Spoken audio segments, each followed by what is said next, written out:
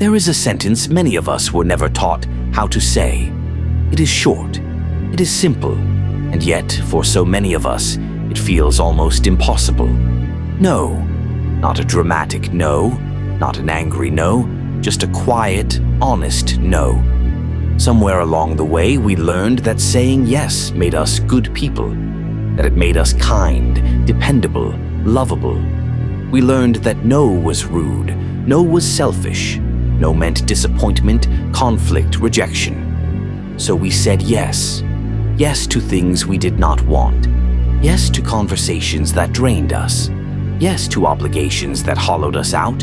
Yes to relationships that cost us our peace. And over time, we paid a price we did not see coming. Because not all things are right for the soul. Let me say that again. Not all things are right for the soul. You can be capable of something and still not be called to it. You can be invited and still not be aligned. You can be needed and still not be nourished. The soul knows this long before the mind catches up. Have you ever felt it? That quiet tightening in your chest when you agree to something you already know will exhaust you.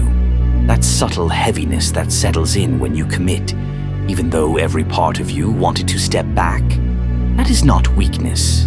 That is wisdom trying to speak. We live in a culture that celebrates busyness, that praises availability, that rewards people who are always on, always giving, always saying yes. But the soul does not thrive on constant output. The soul thrives on truth, rest, and integrity. And integrity does not always look like doing more. Sometimes integrity looks like stepping away. Many of us were taught to measure our worth by how much we could carry, how much we could endure, how much we could sacrifice. So we became experts at overriding ourselves.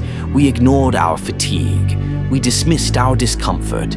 We silenced our inner voice because it felt inconvenient. And then we wondered why we felt empty. Here is something no one tells you early enough. Every yes costs something. Time, energy, attention, presence.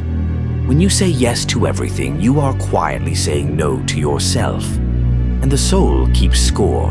It remembers every time you abandoned it for approval. Every time you chose obligation over alignment. Every time you stayed where you were shrinking instead of honoring what you needed. This is not about becoming cold or detached. This is not about rejecting people or avoiding responsibility. This is about discernment. There is a difference between generosity and self-erasure.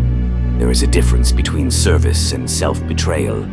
The soul does not ask for perfection. It asks for honesty. And honesty sometimes sounds like, I cannot do this. I need to step back. This is not right for me anymore. Those sentences can feel terrifying, especially if you have built your identity around being the reliable one, the strong one, the one who never says no.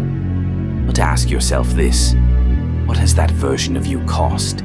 How many nights of rest did you give up? How many dreams did you postpone? How many parts of yourself did you quiet just to keep the peace? Saying no is not a rejection of others. It is an acceptance of yourself. It is choosing to stop negotiating with your own exhaustion. It is choosing to listen when your body tightens and your spirit pulls away. It is choosing alignment over approval. And yes, sometimes people will not like it. Some will be confused. Some will be disappointed. Some will question the version of you they benefited from. But the people who truly respect you will adjust. And the ones who cannot may have only been attached to what you gave, not who you are. This is one of the hardest truths to accept. When you change your boundaries, you reveal the true nature of your relationships. Saying no exposes dynamics that were built on access instead of mutual care. And while that can hurt, it can also be incredibly freeing. Because the soul does not flourish in resentment. It does not heal in constant obligation. It does not grow where it is ignored. Think of your soul like a home. Would you leave every door open all the time? Would you allow anyone to enter, take, rearrange, and leave without consequence? Of course not. Boundaries are not walls. They are doors with discernment. They allow what nurtures you to enter and what depletes you to stay outside. When you begin to say no, something remarkable happens. Your yes becomes more powerful.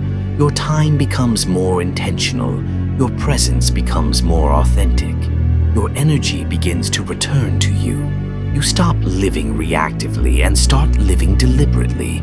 And slowly you remember who you are beneath the performance of being everything for everyone else.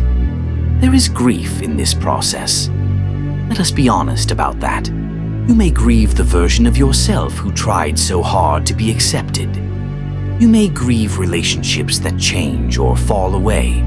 You may grieve the years you spent disconnected from your own needs. That grief is valid, but on the other side of it is something priceless. Peace. Not the kind that comes from avoiding conflict, but the kind that comes from inner alignment, from knowing that your outer life matches your inner truth. The soul does not need you to be perfect. It needs you to be present. It needs you to pause before saying yes and ask, does this nourish me or drain me? Does this align with who I am becoming? Does this bring me closer to myself or farther away? These questions are not selfish, they are sacred, because a soul that is honored becomes generous in healthier ways. A rested spirit gives more authentically than an exhausted one ever could. Learning to say no is not about closing yourself off from life. It is about choosing life that actually feels alive. So the next time you feel that quiet resistance within you, do not rush past it. Do not shame it. Do not silence it. Listen. Your soul is not trying to limit you. It is trying to protect you.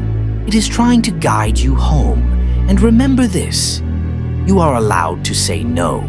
You are allowed to change your mind. You are allowed to choose peace over pressure. Not all things are right for the soul. And honoring that truth might be the most loving thing you ever do.